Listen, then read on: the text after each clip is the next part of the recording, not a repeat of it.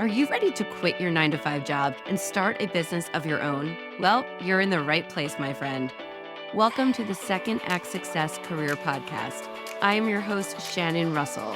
I am a former television producer turned business owner, career transition coach, and boy mom. My mission is to help you produce your best life. This podcast will teach you how to get from where you are now to where you want to be, and how to build a business that fits your life and lights you up.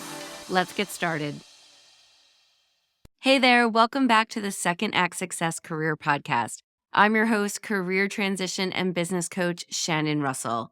Today, we are talking about something essential for every woman on a journey to start or grow a business, and that topic is goal setting. Now, if you're anything like me, you might feel like you love setting goals. But sometimes that excitement of a new goal can lead us into jumping into something without fully researching it and figuring out the hows and the whys. So today we're diving into why it's so important to flush out your goals before you jump in, and how taking time up front can truly make or break your journey as a new or growing entrepreneur. This episode is for all of you incredible women out there who are dreaming big, whether you're just getting started or you're already knee deep in building your business. I've got your back. Before we dive into the goals and exactly how to make sure they're aligned with us, I want to bring up the fact that we have an opportunity that our grandparents did not have. If you think about it, in this day and age, we have a privilege as women that we are able to change careers. We are able to launch our own businesses that maybe our grandmothers didn't have back in the day.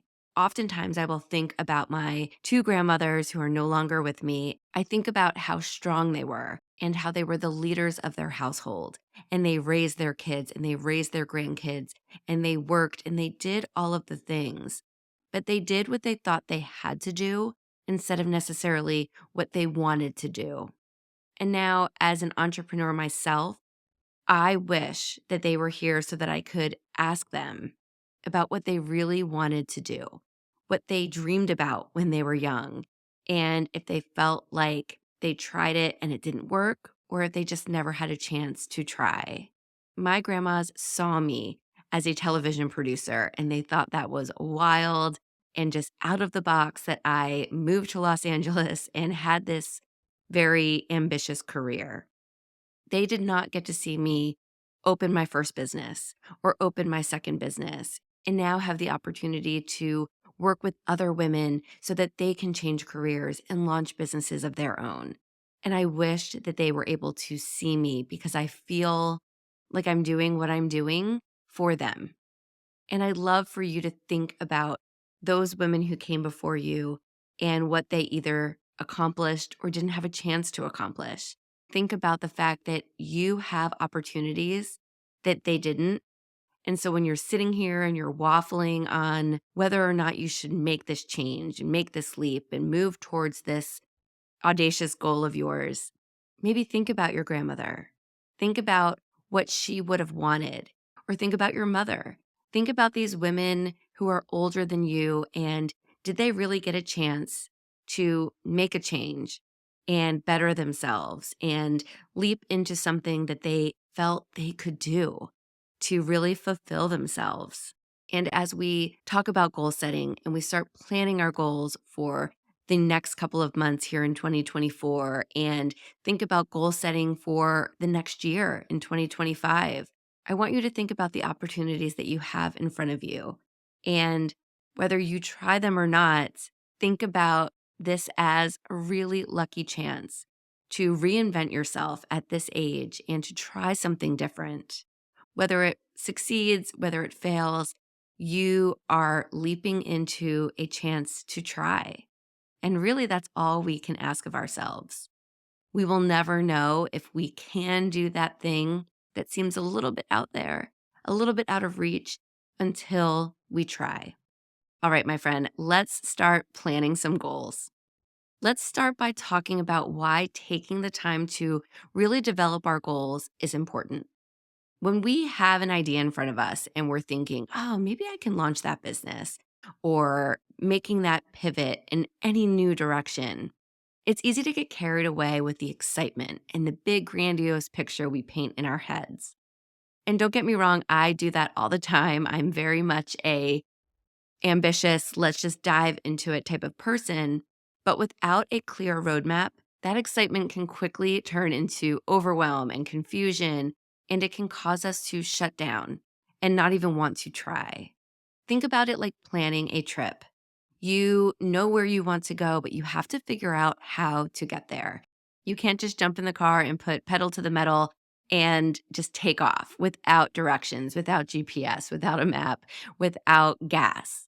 You need to actually think about where you're going and how you're getting there. You want to set up your directions, you want to set up your time frame, you want to know if you are stopping along the way, you want to know if you have a place to stay when you get there.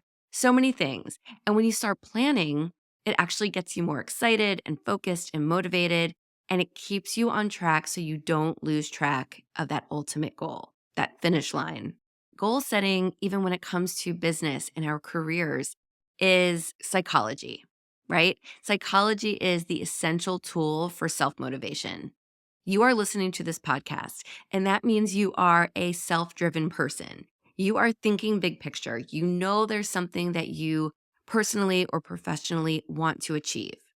And that and by thinking that way, you're giving meaning to your actions, right? You are striving for a bigger purpose and you want to achieve it. So it's a psychology of setting up your goals, getting you excited, and then you can aim higher.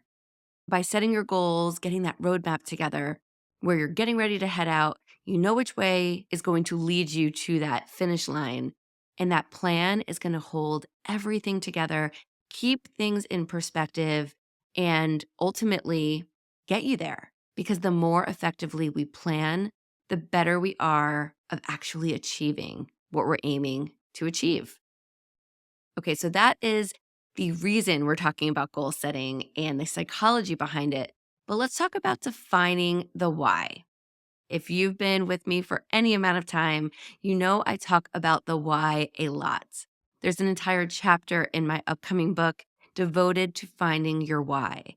And so goal setting is all about that because you don't want to leap into something new and find out you're going to be in the same place you are now, just in a different location or in a different role or in a different job. What you want to do is start asking yourself the big question. The big question is, why is this goal so important to you? What is the why behind your goal?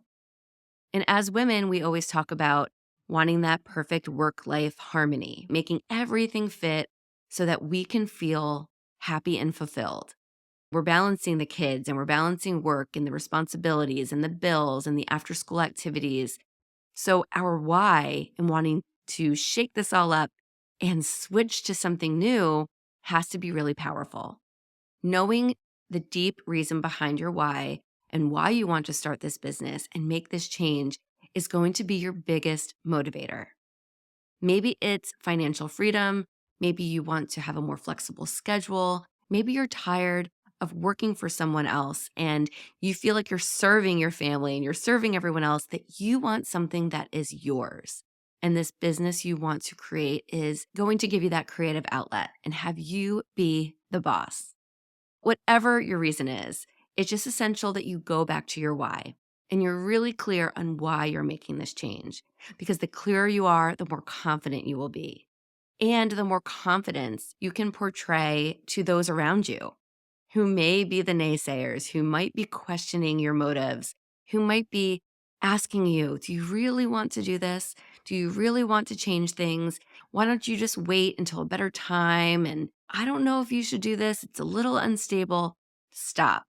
Because once you know your why, you will have that confidence and you will project that confidence. And then when other people see how confident you are and that you did your research, you know your plan, you have that roadmap, they will take a step back. Most likely, they will see your confidence and they'll say, whoa, okay, you know what you're doing. And I'm going to cheer you along because you are confident. You know your why. Take a moment, really dig down deep, Write down your reasons, know your reasons why, and ask yourself, what will achieving this goal, starting this business, mean for me, for my family, and for my ultimate life? Having this clarity around why you're making this move will help you stay grounded when things get tough. And trust me, we all need that because starting a business, making any kind of leap can be tough. It's definitely ebbs and flows of emotions and challenges. So, really being grounded to that why, to that reason, will set you and your goals off to a great start. Okay, as you are starting to plan out your goals, right? Maybe you know exactly what it is you want to start, you know the business you're moving into, you've determined your why. Now we're going to break down our goals a little bit more and we're going to just get a little bit clearer on them. And the way you can do that is by breaking down your goal. I use the method of SMART goals, which means specific, measurable, achievable, relevant, and time bound. If you are unfamiliar with SMART goals, we're going to break it down right now. Let's say your goal is to start a business next year. That's great, but it's very vague. When next year? What type of business? How are you going to start it? SMART goals make us break that goal down. So you would go to number one, the S, which is specific. Instead of saying something more general, like I'm going to start or grow a business, let's start getting clear on what that growth means. Maybe you want to get that business off the ground. It's brand new. The idea's in your head, but it's not yet built. You want to actually launch your business next year. Or if you have a business that's already established, you want to grow your business next year. That might mean by increasing revenue, expanding your customer or client base, or launching new products or services. Be specific about how you want to attain your goal. Next is the M in SMART. The M is measurable. How will you know if you've achieved your goal? How can you actually measure it? And that's when you think, okay, the website is launched, my commerce is open, I'm able to take clients, whatever it might be for a new business. Or if you have an existing business and you want to grow different aspects of it, you can look at the numbers, right? You can set a specific measurable number of how you want your revenue to grow, how many new clients you want to take on, how many new products you want to launch. You can actually get measurable by the numbers. And again, if it's a new business, you can measure the fact that your goal is achieved by saying, as long as the website's up, my social media is set, I'm open to take clients, I have all the backbones ready, my business is launched, and that is measurable. Next, we go to the A in SMART, and the A is achievable. We want to be realistic, right? Setting a goal to double your revenue in 5 days is not realistic. So let's think about your goal in realistic terms. If you are starting a new business, how do you know that your goal of starting a new business will be achievable? Well, as long as you have taken those measured steps, right? You have those different aspects of the business launched and out to the public, and you get your first client, then you know that that goal is realistic. You've gotten a client. Maybe you are doing a beta test of your products. You are doing your market research. You're bringing whatever it is that you're offering out into the world to test it out and to see what customers or clients think of your product. That is not only measuring your goal, but you're going to see results by actually achieving the goal and testing it. Or it might be if you want to hit a certain revenue number, let's be realistic and maybe instead of giving yourself 5 days, you give yourself 5 weeks or 5 months. And then you can know that, yeah, I can achieve that goal. I know how much work I need to do before I get to that goal.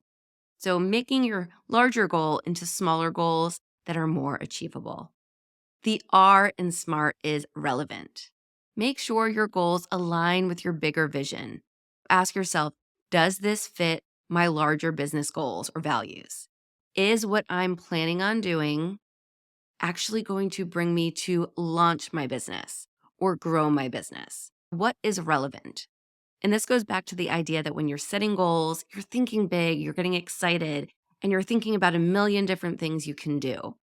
Sometimes you need to get back to the relevance of those goals. and you think, okay, yes, I'd like to offer this big Black Friday sale, and I love to offer all of these special bonuses. But maybe just for right now, you start off small and you launch, a few products or you launch a few services and you see how your customers or clients react to those before you offer bigger, grandiose plans for the business. So keep it relevant. Lastly, the T in SMART is time bound, meaning you want to give yourself a deadline. You want to say, I don't just want to grow and launch 3 products at some point next year. You want to give yourself a deadline that says, I want to launch or release 3 products in 6 months. Then you can look at that and say, that is doable. And here's how I can achieve that 6-month goal. This gives you a target to work towards, so you're not floundering in the bigger picture. You're actually giving yourself smaller goals that will pertain to the larger picture. Breaking down your goals will just help you feel like they are attainable. They are smart. They're less overwhelming. They're more achievable. And it also gives clear markers of success. So you can check the box, if you will, on all of your to-dos. You can check the box when you achieve that smaller goal. And you can check the box when you have the logo made for your business or you set up your e-commerce site. Whatever those little steps are, they become attainable, achievable, and more real. You actually can feel that movement as you move towards your ultimate bigger picture goal. Speaking of breaking down our bigger goal into smaller, actionable steps, let's talk about how to do that. I want to achieve my goal in 1 year, in 6 months, whatever that ultimate timeline is. And then you can reverse engineer that timeline, look at your calendar, and mark out what you can do in the months leading up to that. For example, if you say that you want your business launched in 6 months, then you can break down the calendar and say, okay, in month 1, I'm going to do XYZ. In month 2, I'm going to focus on this, that, or the other. You're really taking all of the million things on your list that need to be done before your business is launched, and you're breaking them down so it's easier to manage and it's a lot less overwhelming. You don't want this big, daunting list and then you freeze and then you don't get anything accomplished. Instead, you're breaking it down just like you may do now in your current role or even in managing your house. You have a shopping list that you write down what you need to get at the grocery store. Or you might have a list of what needs to get done this week for the kids, or a homework list or a chore list. These lists actually break down the huge pile of ideas that are in your head into easier to understand groups. When you look at that calendar and you start mapping out your timeline to achieve your goal, to make that ultimate second act move. So again, you can break things down by month, by week, depending on how long you're giving yourself. But by breaking them down, you'll feel proud every time you can check something off and you accomplish that section, that goal. You'll feel happy to just know that you can check that off your list and move on to the next grouping of to-dos. Now you have set your goals, you've broken them down into SMART goals, and you've put them on the calendar and scheduled them out. Now that you've done all of that, that is the start of really moving forward. But how do you track your progress and make those adjustments if needed? That's really what I want to remind you when we are talking about setting goals, is that it's just an idea. It's a blueprint. It's a flexible, moving calendar. Goal setting isn't just set it and forget it. You actually need to work and track your progress. So you can make this beautiful calendar, you can make this timeline of getting you from where you are now to where you want to be, but you want to track your progress and know that it's a flexible document. It's a flexible plan. Check in with yourself. Maybe you want to check in with yourself once a week or once a month. Put a note on your calendar and you give yourself 1 hour a week or 1 hour a month to sit and look at your progress. Are you on track? Is there anything you need to adjust? Are there any obstacles that have come up? And then maybe you have to go in and be honest with yourself and readjust your timeline. Maybe you're adding another month onto your goal, onto your schedule. Or maybe you're taking a month or a few weeks off. Everything is moving around, but at least you have that blueprint in front of you that you can look at. So you know the direction you're heading in. You're looking to see if anything needs to be moved around, kind of like a puzzle. This is your puzzle. You're assembling it in a way where you can get from point A to point B. I think the biggest thing to do is keep in mind that it's a flexible process and give yourself that grace and permission to make the adjustments as you go. Your goal is moving forward, and that is what is most important. One of the best ways to make sure you're staying committed to your goals is to build that accountability. Maybe you have a friend, maybe you have another acquaintance that you know that is a business owner that you can lean on. Maybe you have a business partner. If you have a business partner, then you already have that person baked into your business. If you don't feel like you have a friend or a partner that's in it with you while you're building this business and going after this goal, then you can hire a coach or a consultant, someone who can check in on your progress and cheer you on and give you pointers on how you can actually make that momentum that you want. Many female entrepreneurs find that a community of support can be a game changer. So whether you have it in your close circle, whether you go outside and hire a professional to help you, or maybe you do networking and you find people in your local community or online community who are in the same space, those are people who understand what you're going through. I have entrepreneur friends who I talk to all day, every day. We just constantly are in contact and we support each other's businesses. I'm also a member of a mastermind where we come together and we share ideas and we hold each other up and we support each other.